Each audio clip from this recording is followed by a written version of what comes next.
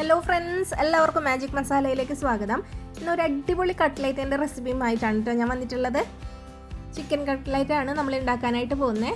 അപ്പോൾ നമുക്ക് വീഡിയോയിലേക്ക് കിടന്നാലോ? അതിന് മുമ്പായിട്ട് വീഡിയോ ആദ്യമായിട്ടാണ് കാണുന്നതെന്നുണ്ടെങ്കിൽ ഒന്ന് സബ്സ്ക്രൈബ് ചെയ്തേക്കണേ. അപ്പോൾ ചിക്കൻ നന്നായിട്ട് കഴുകി എടുത്തിരിക്കുന്നതാണ്. ഒട്ടും വെള്ളം ഇല്ലാതെ വേണം കേട്ടോ ചിക്കൻ എടുക്കാനായിട്ട്, അല്ലെങ്കിൽ വെള്ളത്തിൻ്റെ അളവൊക്കെ കൂടിപ്പോവും.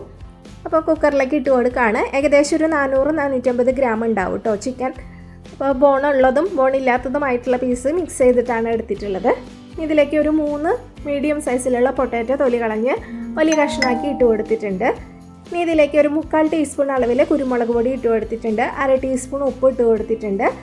ഒരു 2 ടേബിൾ സ്പൂൺ വെള്ളം ഒഴിച്ചിട്ട് ഇതൊന്ന് വേവിച്ചെടുക്കാം. അപ്പോൾ ചിക്കനാണ് അടിയിൽ കിടക്കുന്ന രീതിയിലാണ് കുക്കറിൽ ഇട്ട് കൊടുത്തിട്ടുള്ളത്. അപ്പോൾ ചിക്കനിൽ നിന്ന് വെള്ളം ഇറങ്ങി വരും. ഹൈ ഫ്ലെയിമിൽ ഒരു 3 വിസിൽ വരുന്നവരെ വയ്ക്കുക. എന്നിട്ട് ഫ്ലെയിം ഓഫ് ചെയ്യുക. 3ാമത്തെ വിസിൽ വന്നാൽ അപ്പം തന്നെ ഫ്ലെയിം ഓഫ് ചെയ്യണം കേട്ടോ.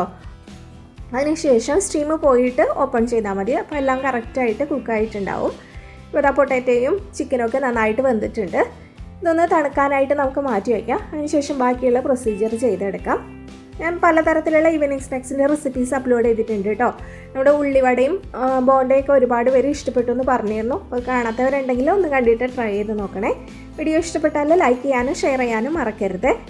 അപ്പോൾ പൊട്ടാറ്റോ ആദ്യം തന്നെ മിക്സിയുടെ ജാറിലേക്ക് ഇട്ട് കൊടുക്കാം. ചൂടാറിയതിന് ശേഷം ഇട്ട് കൊടുക്കണം കേട്ടോ. ഇനി ഒന്ന് അരച്ചെടുക്കുന്നുണ്ട് കേട്ടോ. ജസ്റ്റ് ഒന്ന് അരച്ചെടുത്താൽ മതി.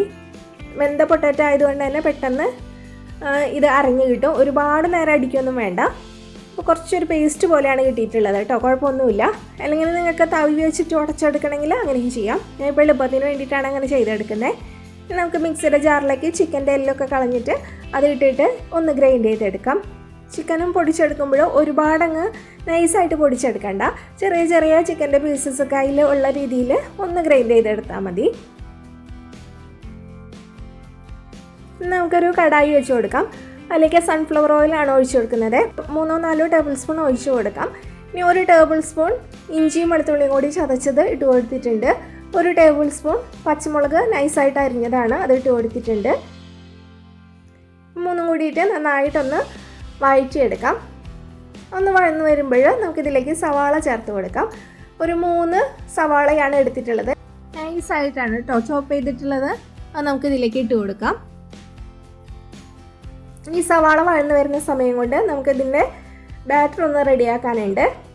2.5 ടേബിൾ സ്പൂൺ കോൺഫ്ലോർ ആണ് ഇട്ട് കൊടുത്തിട്ടുള്ളത്. ഇതിലേക്ക് 2 ടേബിൾ സ്പൂൺ വെള്ളം ഒഴിച്ചു കൊടുത്തിട്ടുണ്ട്. നന്നായിട്ടൊന്ന് മിക്സ് ചെയ്തെടുക്കാം. കോൺഫ്ലോറും വെള്ളവും കൂടിയിട്ട് നന്നായിട്ടൊന്ന് ഇളക്കി യോജിപ്പിച്ചെടുക്കാം. നന്നായിട്ട് മിക്സ് ആയിട്ടുണ്ട്. ഇനി നമുക്കിതിലേക്ക് മുട്ട പൊട്ടിച്ചൊഴിച്ച് കൊടുക്കാം. ഇനിയിപ്പോൾ 4 മുട്ടയാണ് എടുത്തിട്ടുള്ളത്. ഇനി ഇതിലേക്ക് ഒരു 1/4 ടീസ്പൂൺ അളവിൽ ഉപ്പ് ഇട്ട് കൊടുത്തിട്ടുണ്ട്. 1/4 ടീസ്പൂൺ കുരുമുളക് പൊടി ഇട്ട് കൊടുത്തിട്ടുണ്ട്.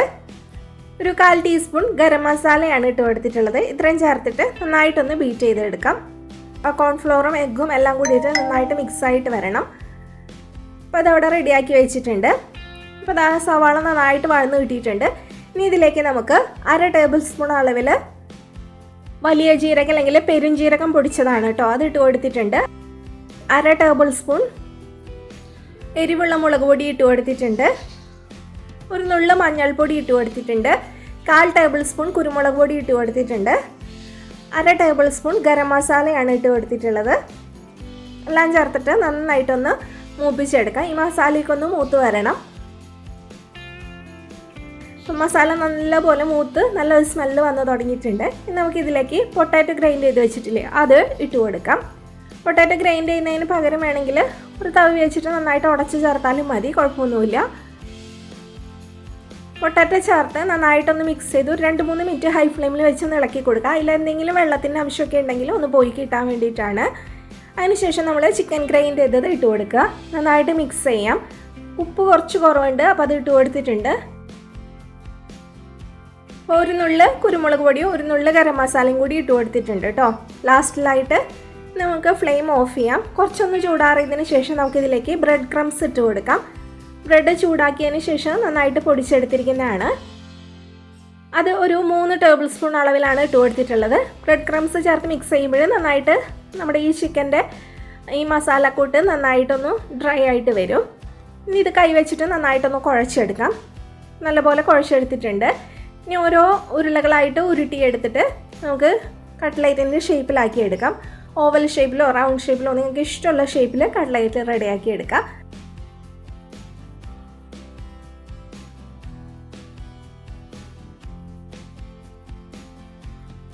ഇതുപോലെ ഒന്ന് ചെറുതായിട്ട് പ്രസ് ചെയ്താൽ മതി. കുറച്ചൊരു കനത്തിൽ വേണം നമ്മൾ തയ്യാറാക്കി എടുക്കാനായിട്ട്. വളരെ നൈസായിട്ട് ചെയ്തെടുക്കണ്ട. സൈഡ് ഭാഗമൊക്കെ ഒന്ന് ഷേപ്പാക്കി കൊടുക്കുക. നമ്മൾ എഗ്ഗ് മിക്സ് ചെയ്ത് വെച്ചിട്ടില്ലേ, അതിലേക്ക് ഇതൊന്ന് ഡിപ്പ് ചെയ്യാം. ഇതുപോലെ ഒരു ഫോർക്ക് വെച്ചിട്ട് ചെയ്തെടുത്താൽ മതി. കൈകൊണ്ട് നമ്മൾ മുക്കിയെടുത്തിട്ട് പിന്നെ ബ്രെഡ് ക്രംസിലേക്ക് ഇട്ട് കൊടുക്കുമ്പോൾ ആ ബ്രെഡ് ക്രംസിലൊക്കെ നനവായിട്ട് കറക്റ്റായിട്ട് കോട്ട് ചെയ്തെടുക്കാൻ ബുദ്ധിമുട്ടായിരിക്കും. അപ്പോൾ ഇതുപോലെ ചെയ്തെടുത്താൽ മതി. അപ്പോൾ ബ്രെഡ് ക്രംസ് കട്ട പിടിക്കുകയൊന്നുമില്ല, അപ്പോൾ കയ്യിലൊന്നും ഒട്ടി പിടിക്കില്ല. കണ്ടില്ലേ, ഇതുപോലെ ചെയ്തെടുത്താൽ മതി. നല്ല പെർഫെക്റ്റ് ആയിട്ട് നമുക്ക് കട്ട്ലേറ്റ് തയ്യാറാക്കി എടുക്കാം. ഓരോന്നും ഇതുപോലെ ഡിപ്പ് ചെയ്യുക. അതിനുശേഷം ഈ ബ്രെഡ് ക്രംസിലൊന്ന് കോട്ട് ചെയ്തെടുക്കുക. ബ്രെഡ് ക്രംസ് കുറച്ച് അധികം ഇട്ടിട്ട് അതിൽ കോട്ട് ചെയ്തെടുത്താൽ മതി.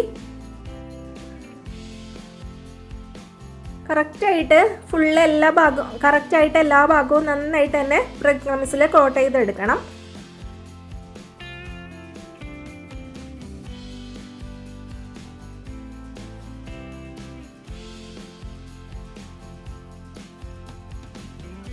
എല്ലാതും ഇപ്പോൾ റെഡിയാക്കി വെച്ചിട്ടുണ്ട്. സൺഫ്ലവർ ഓയിൽ നന്നായിട്ട് ചൂടാക്കി എടുത്തിട്ടുണ്ട്. ഇനി നമുക്കതിലേക്ക് ഇട്ട് കൊടുക്കാം. ഒരു മീഡിയം ഫ്ലെയിമിൽ വെച്ചിട്ട് ഇട്ട് കൊടുത്താൽ മതി, അല്ലെങ്കിൽ പെട്ടെന്ന് തന്നെ ബ്രെഡ് ക്രംസ് കരിഞ്ഞു പോവും. ഇനി ഇടയ്ക്കിടയ്ക്ക് തിരിച്ച് മറിച്ച് ഇട്ടിട്ട് നന്നായിട്ടൊന്ന് റെഡിയാക്കി എടുക്കാം. ഉള്ളിലെ മസാലയൊക്കെ നന്നായിട്ട് കുക്കായിട്ടുള്ളതാണ്. അപ്പോൾ പുറം ഭാഗം മാത്രം നന്നായിട്ടൊന്ന് കളറൊക്കെ വന്ന് ഒന്ന് മുരിഞ്ഞ് കിട്ടിയാൽ മതി. ഇപ്പോൾ ഒരു മീഡിയം ഫ്ലെയിമിൽ വെച്ചിട്ട് തിരിച്ച് മറിച്ച് ഇട്ടിട്ട് കറക്റ്റ് എല്ലാ സൈഡും ഒരേ കളറായിട്ട് വരുന്ന വരെ നന്നായിട്ടൊന്ന് മുരിച്ചെടുക്കാം. അപ്പോൾ ഇതാ നമ്മുടെ കട്ട്ലേറ്റ് ഇവിടെ റെഡി ആയിട്ടുണ്ട്. കട്ട്ലേറ്റിൻ്റെ കളറൊക്കെ എല്ലാവർക്കും അറിയാമല്ലോ. അപ്പോൾ ആ ഒരു കളറ് ആവുമ്പോൾ നമുക്ക് എടുത്ത് മാറ്റാം. ഒരു പ്ലേറ്റിൽ കുറച്ച് ടിഷ്യൂ പേപ്പർ വെച്ചിട്ടുണ്ട്. ഒട്ടും എണ്ണയൊന്നും കുടിക്കില്ല കേട്ടോ. നല്ല അടിപൊളിയായിട്ടുള്ള കട്ട്ലേറ്റാണ്. ഒരു പ്രാവശ്യമെങ്കിലും എല്ലാവരും ഒന്ന് തയ്യാറാക്കി നോക്കുക. വീഡിയോ ഇഷ്ടപ്പെട്ടെങ്കിൽ ലൈക്ക് ചെയ്യാനും ഷെയർ ചെയ്യാനും മറക്കരുത്. ഞാൻ പലതരത്തിലുള്ള ഒരുപാട് ഈവനിങ് സ്നാക്സിൻ്റെ റെസിപ്പീസ് അപ്ലോഡ് ചെയ്തിട്ടുണ്ട്. കാണാത്തവരുണ്ടെങ്കിൽ ഒന്ന് കണ്ടു നോക്കണേ. പിന്നെ നമ്മുടെ ചാനലിൻ്റെ പേരിൽ ചെറിയൊരു മാറ്റം വരുത്തിയിട്ടുണ്ട്. ഞാൻ പോസ്റ്റ് ഇട്ടിരുന്നു. മാജിക് മസാലക്ക സ്വാദ് എന്നായിരുന്നു ചാനലിൻ്റെ പേര്. അത് ചെറുതായിട്ടൊന്ന് മാറ്റിയിട്ടുണ്ട്. മാജിക് മസാല മലയാളം എന്നാണ് ഇപ്പോൾ നമ്മുടെ ചാനലിൻ്റെ പേര്. അപ്പോൾ അതറിയാത്തവരുണ്ടെങ്കിൽ ഒന്നറിയാൻ വേണ്ടിയിട്ട് പറഞ്ഞതേ ഉള്ളൂ. നമ്മുടെ കട്ട്ലേറ്റ് എല്ലാതും റെഡിയാക്കി വെച്ചിട്ടുണ്ട്. നല്ല എളുപ്പമാണ് ഉണ്ടാക്കിയെടുക്കാനായിട്ട്. അപ്പോൾ എല്ലാവരും ഒന്ന് ട്രൈ ചെയ്ത് നോക്കുക. കണ്ടില്ലേ, എല്ലാം മുരിഞ്ഞിട്ടാണ് ഇരിക്കുന്നത്. ഇത് ചൂടോട് കൂടിയിട്ടും കുറച്ച് ചൂട് മാറിയാലൊന്നും കുഴപ്പമില്ല. അടിപൊളി ടേസ്റ്റാണ് കഴിക്കാനായിട്ട്.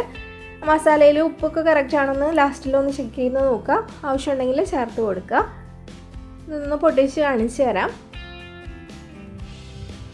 കണ്ടില്ലേ, അടിപൊളിയായിട്ട് വന്നിട്ടുണ്ട്. അപ്പോൾ എല്ലാവരും ട്രൈ ചെയ്ത് നോക്കൂ കേട്ടോ. Thank you.